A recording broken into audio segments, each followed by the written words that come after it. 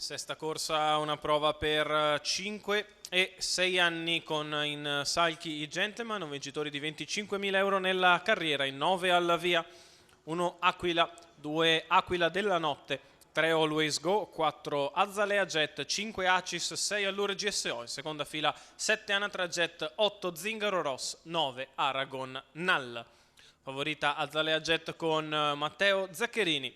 Le alternative sono Always Go, Aquila, Acis, Allure GSO in ordine di quote sul campo.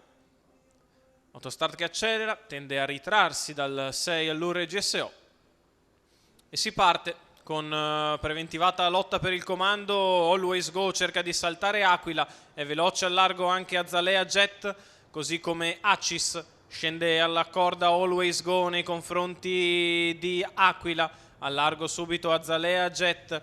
Acis che prende la seconda pariglia all'esterno, lungo i birilli c'è Anatra Jet, i primi 200 passati in 15. Azalea Jet attacca Always Go, il quale prova a non mandarla via, però Azalea passa di forza dopo 300 metri, è leader della corsa, lasciando così allo scoperto Acis in seconda pariglia esterna, Allure GSO, poi Aquila della Notte. 29,9 la spesa per andare davanti per Azalea Jet, che ora può gestire dalla testa il ritmo. Riprende in mano Matteo Zaccherini in maniera anche abbastanza decisa ora, 15,9 questi 200 metri sulla curva di sinistra, e si viene al passaggio davanti alle tribune.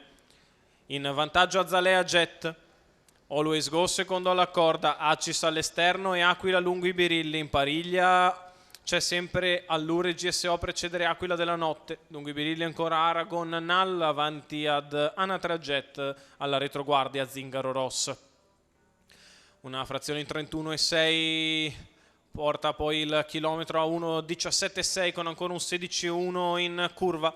Azalea Jet che guida, muove in terza ruota Aquila della Notte, che trova però l'anticipo da parte di Allure GSO. I due cercano di progredire, intanto Azalea Jet con una frazione in 15,4 continua a mantenersi salda leader nei confronti di Always Go, che la fila al largo sempre coraggiosamente Acis, mentre dalle retrovie si fa fatica a progredire, viene addirittura in quinta ruota Anatra Jet.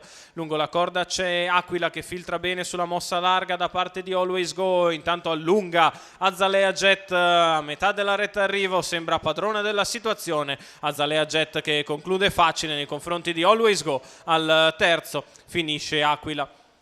1,16,6 ragguaglio cronometrico, 2,3 il totale per il facile successo di Azalea Jet. Matteo Zaccherini, Paolo Romanelli che raddoppia da allenatore dopo Candido Jet, gli allevamenti Toniatti alla proprietà di questa figlia di Pine Chip e Navarra Lavec, che passa su Always Go e lo tiene a bada poi in arrivo.